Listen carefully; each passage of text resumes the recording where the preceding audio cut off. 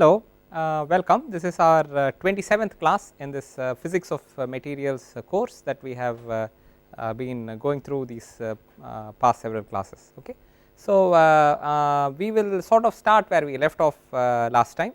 Last time we actually realized that our Drude-Sommerfeld model was actually pretty good, and both conceptually as well as in terms of the numbers that it gave us.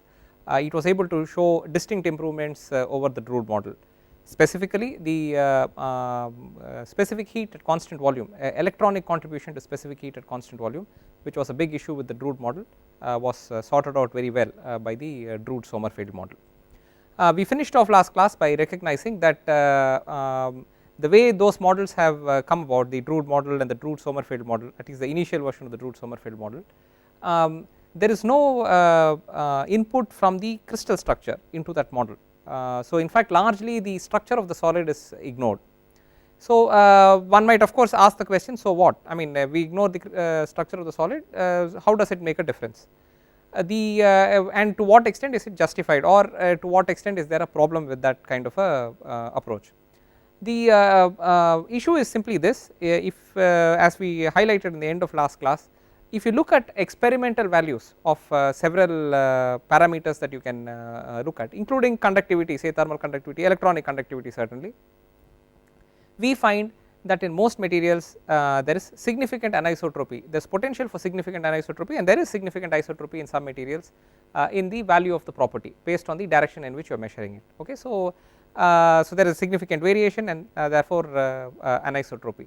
So, now if you are simply looking at it from the perspective of number of free electrons per unit volume, that is going to be the same regardless, because that is a quantity that is defined irrespective of direction, right. So, it is defined as the same value irrespective of direction. So, if we define the property only with respect to that, or we carry out all our calculations only with respect to that, without in any way, shape or form taking into account the structure of the solid, then somewhere we lose the link between the two of them, and or at least we should end up with the same value regardless of the direction. So, the only thing in the solid that represents strong directionality of the solid is its crystal structure. Okay, so that is the first important point that we have to keep in mind. So, therefore, in our models as we go about improving our models, we have to somehow incorporate the crystal structure into the model to understand and to incorporate the interaction of these electrons with that crystal structure. So, that is clearly a step we have to take, and maybe at that stage we can reassess to see if we have if the picture we have produced is now meeting most of the criteria, most of the parameters that we are able to measure experimentally. And it turns out that in fact if you do it, we are pretty much there in terms of having a fairly good model of the material, what it does and how it behaves, and explaining many properties of those materials. So, this is the basic idea we are now pursuing. We are trying to incorporate the crystal structure information into the model that we have developed. So, to do that, we are now going to take a little bit of a detour. So, we will just start by saying that we have already come up with this relationship between energy and wave vector.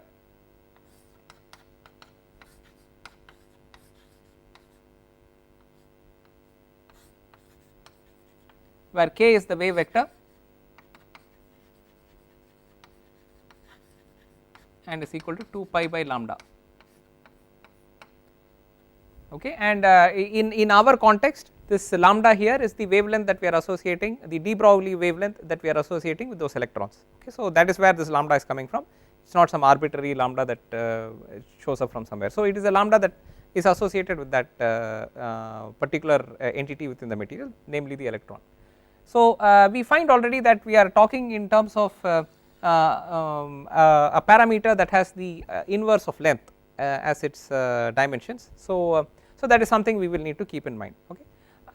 What we will we also recognize that I mean the crystal structure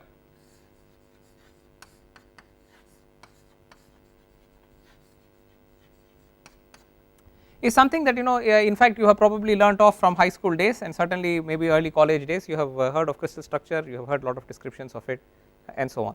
So, in those descriptions you would have heard of crystal directions,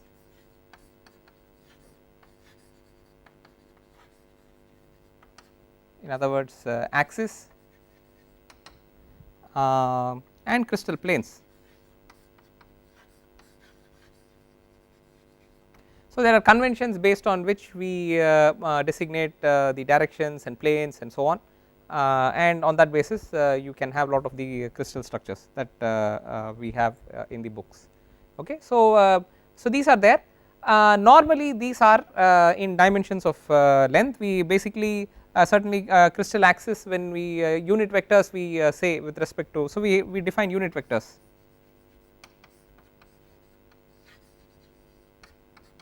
Dimensions of length.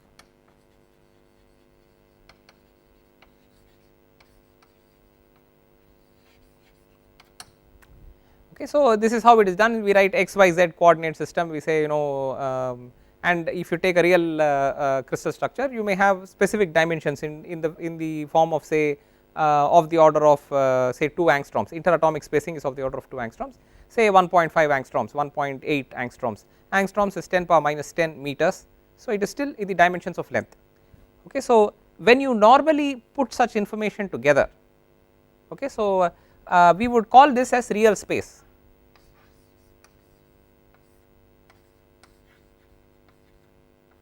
Okay, real space is what we are conventionally used to, where we write an xyz coordinate system, and within the framework of that xyz coordinate system we define dimensions, we define unit vectors, we define directions, we define the planes and spacing between planes and so on. So this is real space. Okay, what we are going to do today is define something that we will call reciprocal space.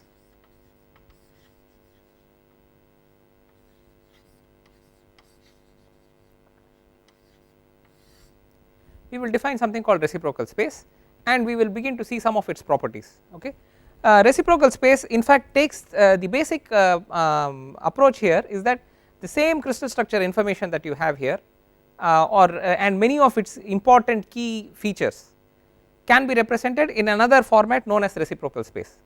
Okay, so we are not actually changing anything in a fundamental sense, because you are still talking of the same material, you are still talking of the same relationships between the planes between those materials, the atoms between those present within the materials and so on.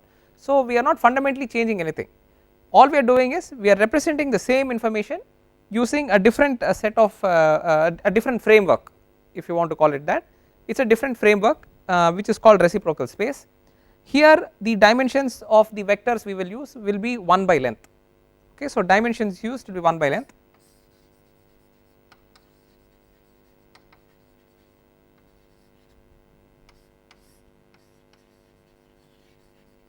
Or length power minus 1 is the dimension that we will use. In sort of a trivial sense, you can see that this can be related to our k vector, because k vector is already in the dimension of 1 by length. Okay, so therefore it may make it easier for us to relate certain things associated with the wave vectors of electrons which are running across the crystal structure to the crystal structure itself. Okay, if you use the same framework within which you are describing both of them. The framework here we are using is 1 by length, 1 by lambda. So it would help if we also defined the crystal structure in 1 by length dimensions. Okay, so that is maybe a little bit of a trivial way of saying it, but it certainly conveys the immediate link between what we have just done up until now and what we are planning to do. Okay, in reality actually it is much more than that.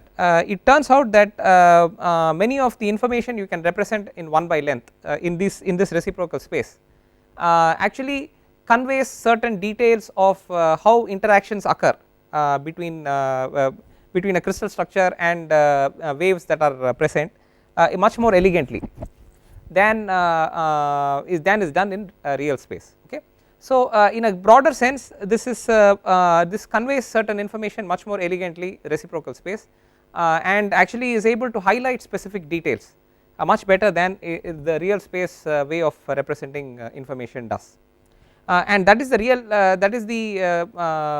fundamental reason why actually if you get into diffraction, if you get into diffraction as a means, as a tool for looking at structure and such information, characterization of materials, you will find a lot of heavy usage of reciprocal space. The first time you encounter reciprocal space, it is not as intuitive. and it may seem like we are unnecessarily complicating the issue, so to speak. Okay, so it look like why go to all the troubles of creating everything in 1 by length when real space is already there for us. It is just that if you use it enough, you find that there is a lot of information that is much more elegantly and clearly represented in when you use this notation than when you use real space notation. So it is from that perspective that this has really caught on, and it traces itself back to a person by name Ewald, who actually worked on this in around the year 1920. Okay, so around that time frame was when this work was put together, and so there is notation which is named after him also in this relationship. Okay, so in this context, so we will see that as I mentioned, we have sort of indicated why we may need to go in for 1 by length dimensions, but that is not a hard and fast, that is not the best way of indicating it, but you can see the link that we have already got 2 pi lambda for k wave vector, and we want to see the interaction between the electron waves and the crystal structure, and therefore it would help if we presented all the information in the same framework. So you can think of that as a loose link for why we are doing what we are doing. As we progress forward, we will see much more a better understanding of how this system works out. Okay. So now we will look at in the next 2 or 3 classes we will actually focus exclusively on reciprocal space, and we will build its relationship to the real space, because that is something we need to understand, and to some degree this discussion may seem a little disconnected from what it is that we have discussed so far, but we will need to build this framework so that we can connect it up, link it up to our discussion earlier, and see what benefits we can gain from the process. Okay. So but temporarily for at least this class and most of next class, this will be a discussion exclusively on reciprocal lattice and on how diffraction can as a phenomenon can occur in the reciprocal lattice. After that only we will make a link back to real lattice, real space, and also extend this idea that diffraction occurs in reciprocal space and it has a certain way of being conveyed, and see what is the consequence of that discussion on how the electrons are interacting with the crystal lattice. Okay, so that step is going to be at least 2 classes away before we get there, but now we will have to build the framework which will enable us to handle that discussion. Okay, so that is what we will do at this point. So when you look at real lattice, real space, we say that we are usually defining it by unit vectors,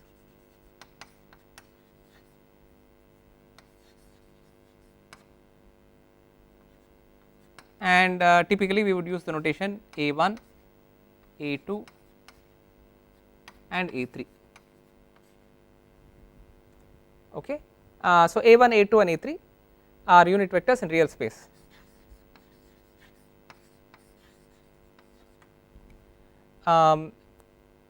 So we have a crystal structure in real space represented by these unit vectors A1, A2 and A3.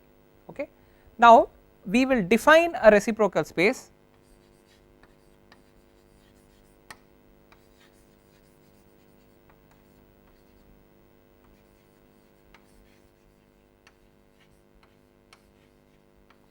in other words, we will define a space, we will define a coordinate system. So we are just going to define it upfront. This definition is at this stage may look somewhat arbitrary, we will just accept it as an arbitrary definition. The definition, the way it is given, will give the space a lot of useful properties which we can use later on. How arbitrary or otherwise this definition is, we will see a little later, but at the moment it is just a definition, we will just accept the definition and we will work with it. So we are defining it. Okay, so this is a choice we are making, so we are defining it. We are defining a reciprocal space to consist of 3 vectors, again unit vectors there, B1, B2 and B3, but these are not arbitrary vectors, they are being defined with respect to real space vectors in a certain way. In other words, there is in the process of this definition we are already making a link between these vectors and these vectors. Okay, and what is that link? It is written like this. So B1 is A2 cross A3 by V. What this V is we will see in just a moment. It is a volume, actually volume of this unit cell of consisting of A1, A2 and A3. B2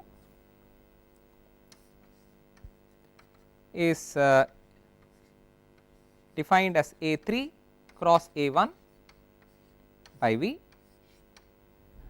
and B3 is similarly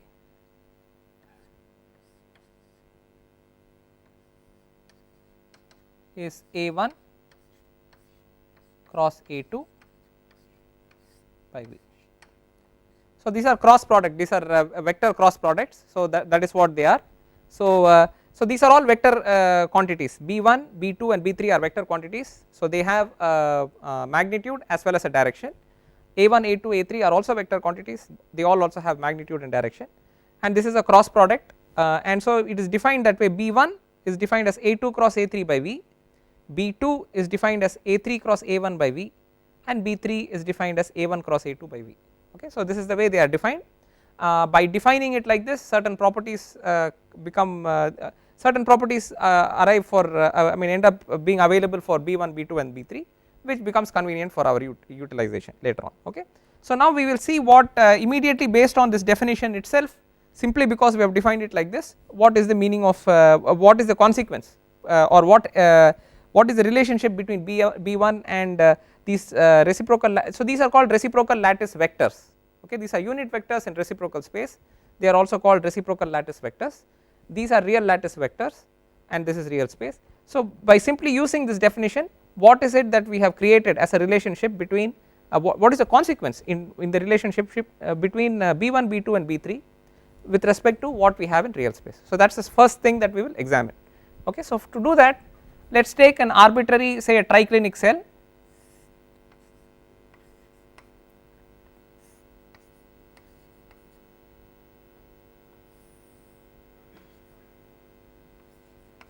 A triclinic cell is one where by definition the A1, A2 and A3 vectors need not have the same length. So, A1 need not be equal to A2, need not be equal to A3, and the angles between them, so alpha, beta and gamma, which are the three angles that exist in the system, need not be the same.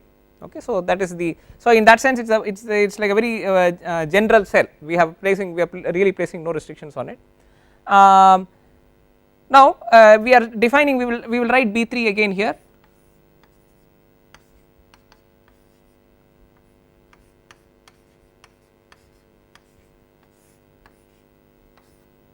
Fine, A1 cross A2 by V.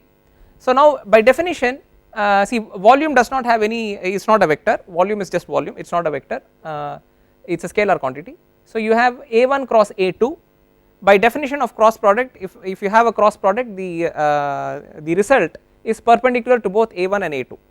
Okay. So, that is the meaning of a cross product.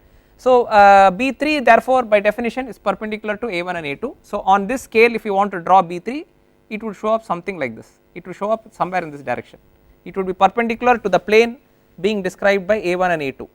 Okay. So, the planes A1 and I mean the vectors A1 and A2 define a plane which we are now treating as the horizontal plane on this board sort of in this representation, and B3 would now appear in this direction perpendicular to A1 and A2. So, that is the definition by way of definition, but what about its actual magnitude?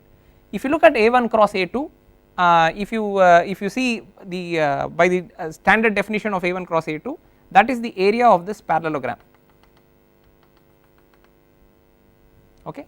So, if you write this as the origin, you write this as O, A, let us say this is B and let us say this is C. So, the area of this parallelogram OACB is what is being given by A1 cross A2. Okay. So, OACB area of parallel A1 cross A2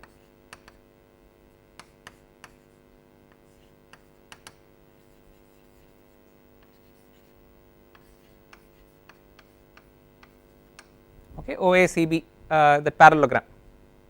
So, that is what this area is. If you look at the volume of the unit cell, this V here is the volume of the unit cell in real space. Okay. So, that is the volume, that is that V. So, which is that volume? If you take this A3 vector and you complete this solid,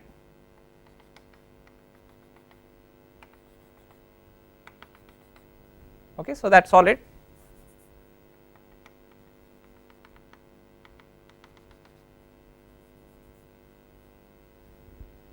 so this unit cell that we have drawn here, I mean if you draw it properly you will get it appropriately.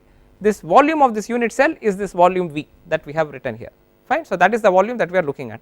So what is that volume in terms of geometrical terms? It is simply the area of this base times the distance between these planes or the height of this unit cell. Okay, so that is all the volume is. The volume is the area of the base times the height of that structure. So that is what we are looking at. So the height is simply the whatever, this is A, B, C, so this is D, let us call this D, OD. So OD is the height of this unit cell that we have drawn, and it is simply the projection of A3 on this axis which is perpendicular to A1 and A2, right. So that is the height. So we will call that so the height is OD, okay. So the height is OD, so therefore volume is the area of OACB into the height OD, okay. So it is the product of the area times the height, that is the volume, okay. So therefore if you look at it that way, B3, okay, or the modulus of B3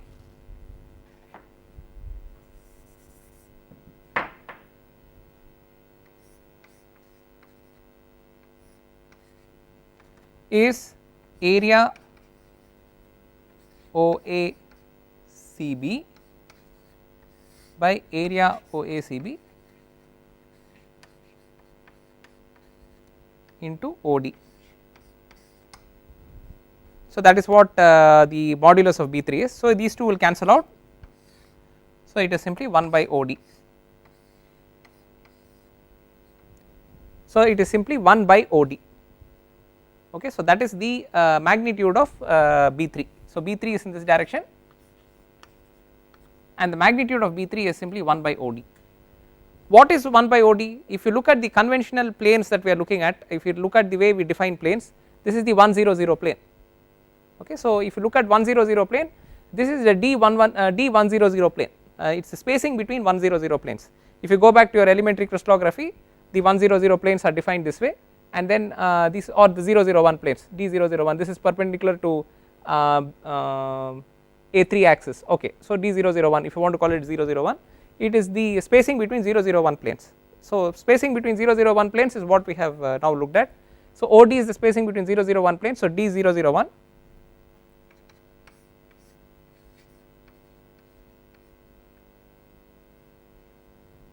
okay. So B3 is therefore spacing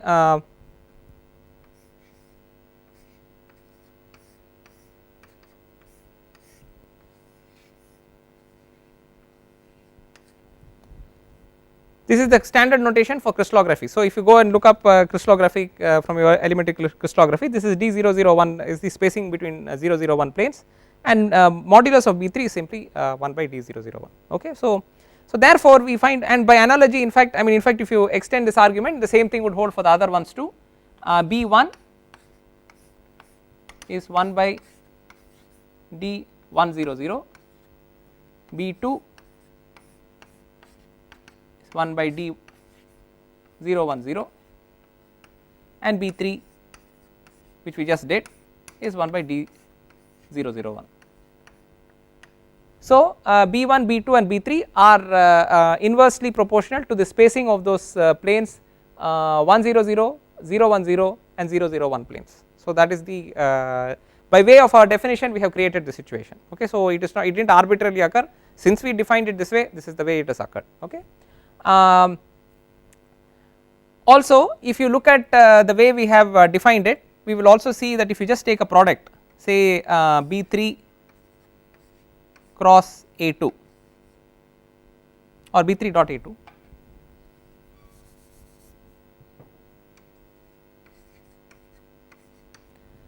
okay. If you just take this dot product between B3 and A2, I have just arbitrarily picked these two vectors, we find that since B3 is already perpendicular to A1 and A2, this dot product is 0, okay. So by definition it will be, there will be a cos 90 degrees which shows up here, therefore this is 0. Similarly B3 dot A3 sorry A1 equals 0, because B3 is perpendicular to both A2 and A1 simply based on how we have defined it, that is all it is. Okay. So therefore these two are 0. If you look at B3 dot A3, okay, based on our definition, if you go back to our the picture we have drawn here, B3 has the is this distance OD, I am sorry, this is 1 by the distance OD, so which we just saw here, okay, 1 by OD, B3 is modulus of B3 is 1 by OD, so this is simply equal to 1 by OD times the projection of A3 on B3, okay, when you do a dot product, that is basically what it is one vector times the projection of the other vector on itself, okay. So what is the projection of A3 on B3? Projection of A3 on B3 is OD, A3 on B3 the projection of A3 on B3 is OD as shown in this diagram, fine. So therefore the dot A3 that we are having in that dot product is simply works out to OD, so to speak. So this projection will become OD, okay. So therefore this is equal to 1. So we find the relationships between those vectors, the reciprocal lattice vectors and the real lattice vectors based on how we have defined those vectors, okay. Based on how we have defined those vectors creates the situation where B3 dot A2 is 0, B3 dot A1 is 0 and B3 dot A3 is 1. So more generally, if you have Bi dot Aj, then this is equal to 0 when I not equal to j and is equal to 1 when I equal to j, okay. So that is the notation that we have, and that is the consequence of what the way in which we have defined these vectors, okay. Now we have already seen, if we have taken a specific case actually where we are saying that if you have a particular vector, so d b1 in this case is a particular vector, and we found that the way we have defined it, it works out to be perpendicular to the two vectors A2 and A3, and it is equal, in magnitude it is equal to 1 by the spacing d100, okay. In reciprocal lattice we can actually generalize this much more. We will generalize it as follows: we can write any vector h hk, h is the notation that is given for a reciprocal, a generic reciprocal lattice vector, okay. So where we it could be anything, so h is a general reciprocal lattice vector, we will give it subscripts hkl, okay. So if this is a reciprocal lattice vector and the unit vectors in the reciprocal space are b1, b2 and b3, then this is simply equal to h b1 plus k b2 plus l b3. This is simply based on our definition and vectorial, standard vectorial notation. Standard vectorial notation, b1, b2, b3 are unit vectors, and h, k and l are the specific distances we are travelling along those unit vector directions, okay. So h, k, l is a vector in reciprocal space, and it is therefore equal to h b1 plus k b2 plus l b3. Those h, k, l are the amounts that we are travelling on those respective directions, okay. So that is what it is. We say that when we define, when reciprocal space is defined the way we have just defined it, then when you take a general vector h, k, l, okay, in the reciprocal space, we can, there are some relationships it has to real space vectors and dimensions in real space, just the way b1, b2, b3 themselves have relationships to the a1, a2 and a3, okay. We just saw relationship between b1, b2, b3 and a1, a2, a3.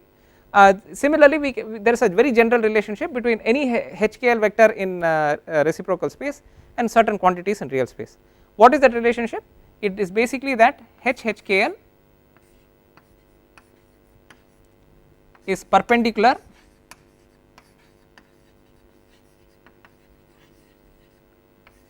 to the plane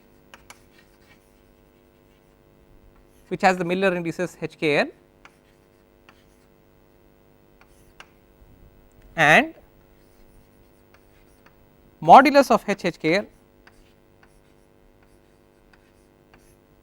is equal to 1 by DHKL. Please note in both these cases we are relating something in reciprocal space to something in real space.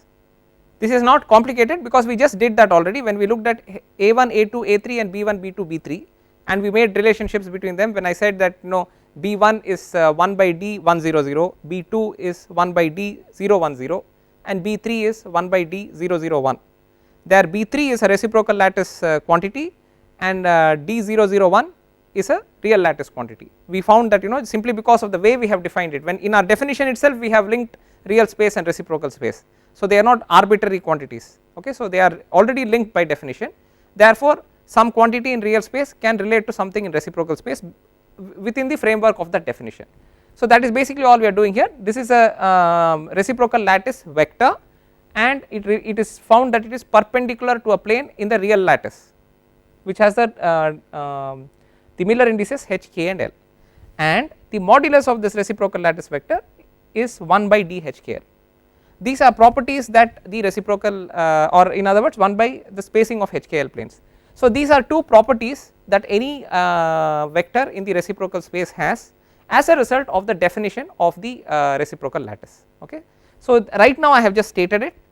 In the next few minutes we will prove these two. Once we prove these two, we have a good understanding of what holds in reciprocal space and how it relates to real space, and later we can use those two, okay. So we will now try attempt to prove this. So to do that, let us actually draw a general plane in the real space. So we will say that we have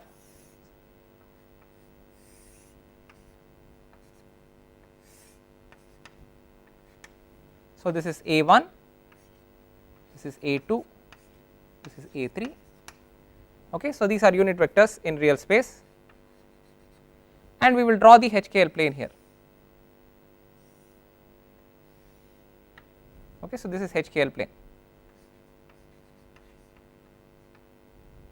fine. So now we will just say that in reciprocal space we have the HKL. We at this moment I am just arbitrarily denoting it here.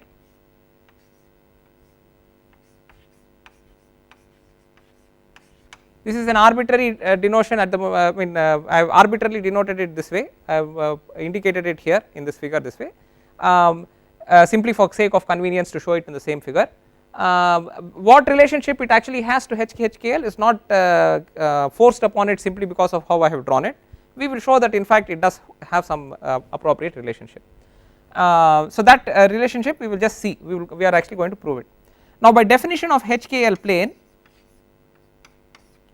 its intercepts along a1, a2 and a3 are simply a1 by h, a2 by k and a3 by l.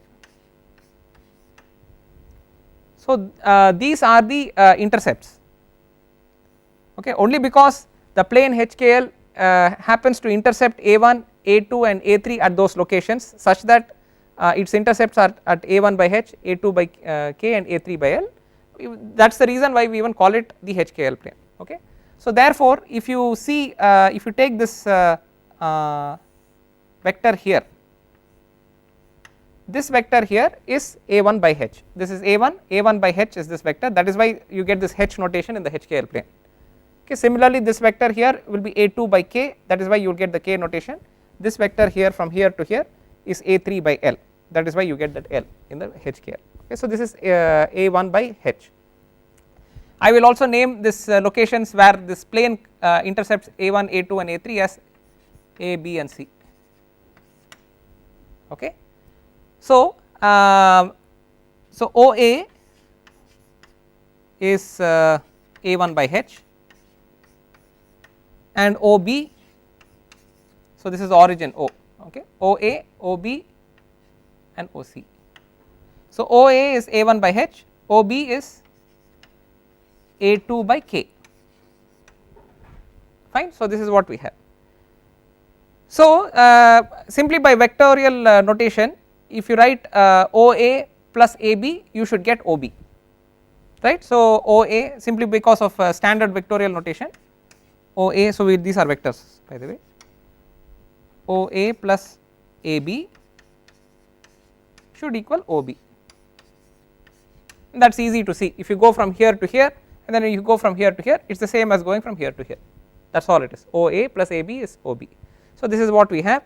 SA to go K. So now that we know these are the vectors, we can replace them.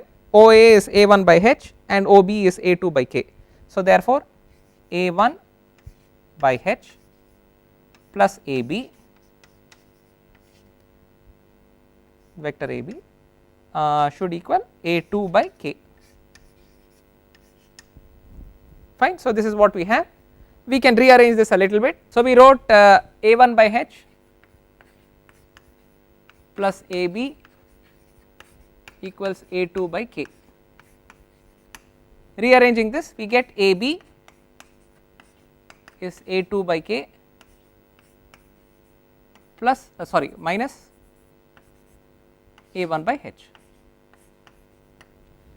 So we now have in terms of the A1 A2 vectors, we have the vector AB given to us in terms of the unit vectors A1 and A2, which we have already defined for a real space. We already said that if you take a vector HKL, we are defining it based on this notation as HB1 plus KB2 plus LB3. So the H, K and L are simply integers. Okay, so this is some vector in reciprocal space. So H, K and L are just integers. So as long as they are just integers, you can use them in whichever space you wish. They are just integers. B1, B2 and B3 are reciprocal lattice vectors. Therefore HB1 plus KB2 plus LB3 is now a reciprocal lattice vector. Whereas when you use the H, K and L, which are just integers in the real space, A2 by K and A1 by H, if you take this difference, which is AB, it is a real lattice vector, because these are just integers which you are using in the real space. Okay, but they are the same integers at this time. We have the same HK and L being used in two different places. The HKL plane is this results in this relationship, and the same HKL values we have now used for this definition, although we have got no significance for it yet. They are just same, we are enforcing the same HKL in this definition for HKL. So if you now take a dot product of HKL and AB, what will you get? So if you do HKL dot AB, okay, so we have B1 here, HB1, okay. We already saw that if you have AI dot Bj, then this is equal to 0 if I is not equal to j, and this is equal to 1 if I is equal to j, right. And since it is a dot product, you can have it AI dot Bj is the same as Bj dot AI. The order in which you do this dot product is not important to us, because either way you will get the same thing.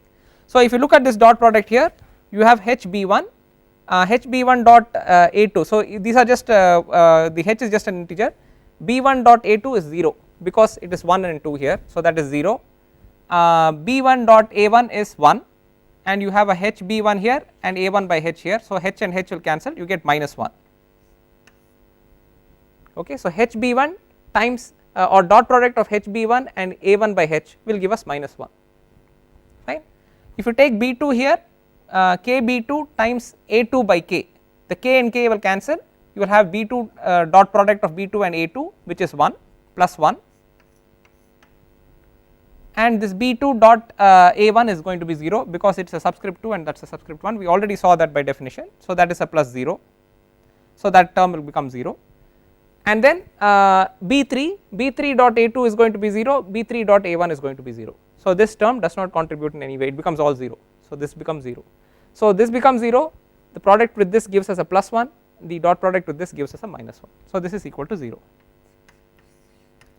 So we have a situation where a vector in reciprocal space HKL dot a vector in real space is equal to 0. So in other words, we have a dot product between two vectors which is 0, which simply implies that HKL is perpendicular to this vector AB. Therefore HKL is perpendicular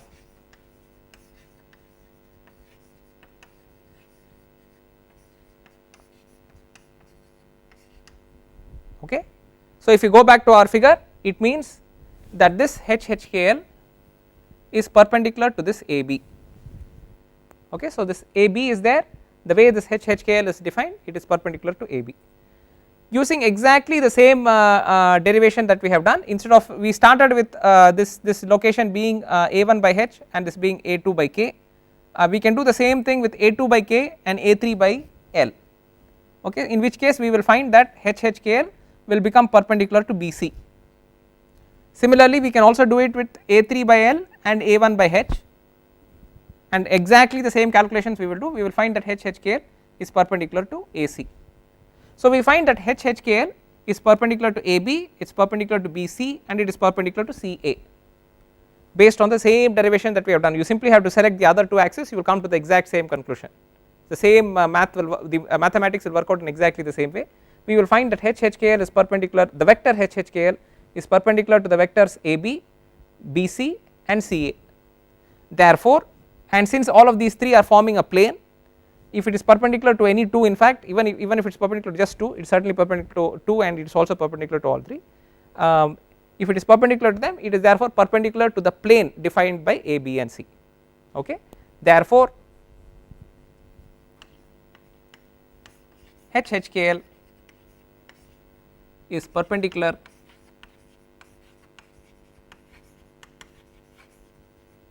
to plane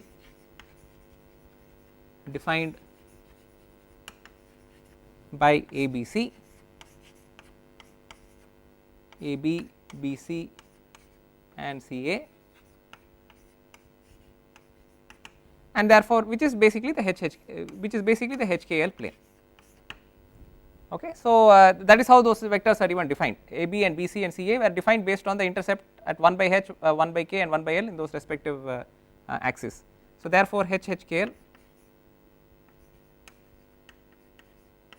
is perpendicular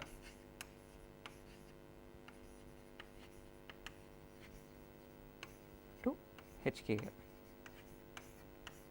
So any so again we are relating something in reciprocal space, a vector in reciprocal space, to a plane in real space, okay. And again all these relations are coming about simply because our original definitions related a reciprocal lattice vector to real lattice vectors. So that relationship was already there. Within the framework of this relationship, we are finding other relationships that hold. So we find that any HHKL plane which is therefore defined as HB1 plus KB2 plus LB3, where B1, B2 and B3 are the unit vectors in reciprocal lattice reciprocal space. Those HHKL vectors will automatically be perpendicular to the HKL planes in the real space, okay. So this is already we have seen this, so we have just shown this, okay. So the other thing we would like to see is what is the value of modulus of HHKL and how does this relate to the spacing of between the HKL planes. We will in fact see that this is equal to 1 by d HKL, okay. So this is what we are just about to we are going to look at. We will come back to this figure. Let us say that a unit vector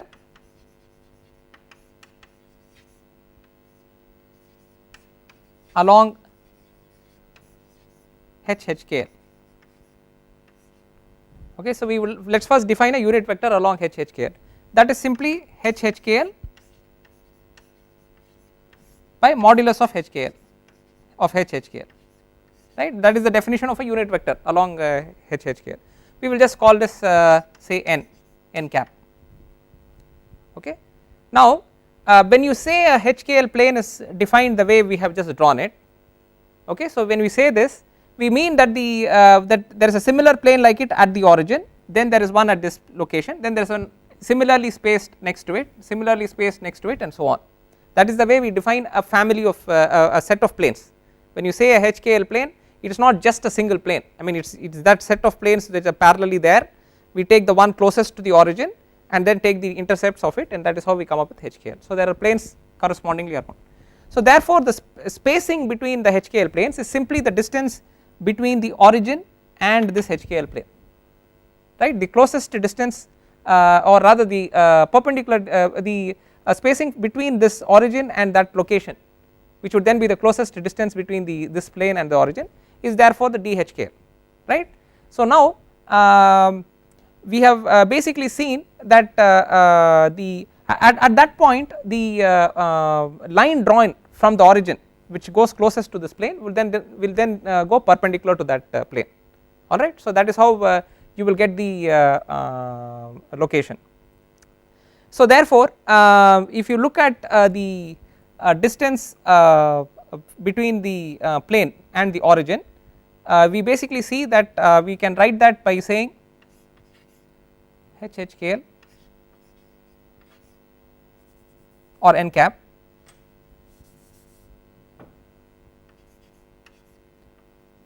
dot A1 by H, okay. If you take the dot product of A1 by H and you take its what shall I say, the dot product of OA with this vector in the direction of this HKL, then you get the component of OA along that direction, and that would then be the spacing that you are interested in, okay. So this is what you will get. So this is simply A1 by H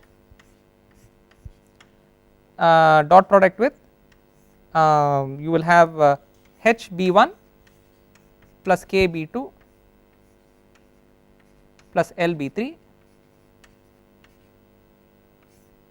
divided by the modulus of HHKL.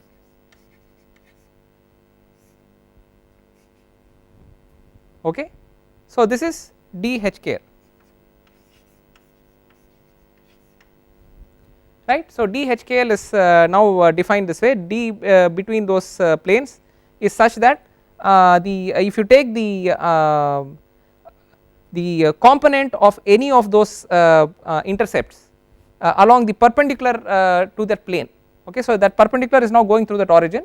So that perpendicular vector that is there, if you take the component of this vector along the direction of that perpendicular, you therefore get the distance in this direction, okay. So that vector, unit vector, is simply giving us the direction there, but if you take the component of this intercept OA along that direction, or any of those OB along that direction or OC along that direction, if you take the component along that direction, that would then represent that spacing between the origin and that point, which is then the closest spacing between the origin and that point, and that would therefore and at that point that vector will be perpendicular to that plane, which is what how we have defined it, okay. So if you take the component of the intercept along the perpendicular, that is the closest approach that the plane makes to the origin, and that is therefore the D spacing of that plane, because the next plane is sitting at the origin.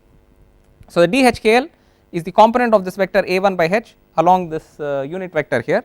The unit vector is simply defined by this, and this and since it is a dot product, we can interchange the it does not matter in which order we do it, so we will get this.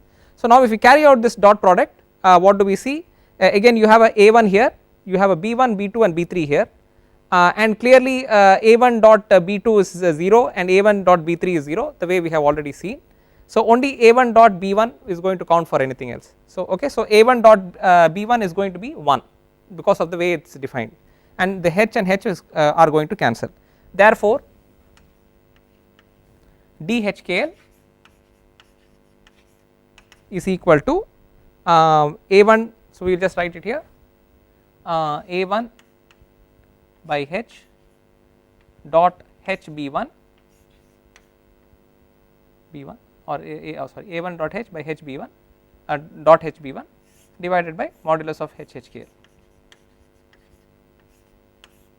So this and this will cancel, A1 dot B1 equals 1, therefore this is equal to 1 by HHKL. So we see which is the proof that we set out to prove.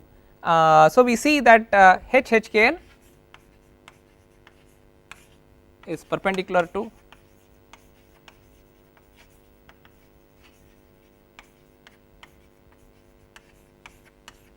and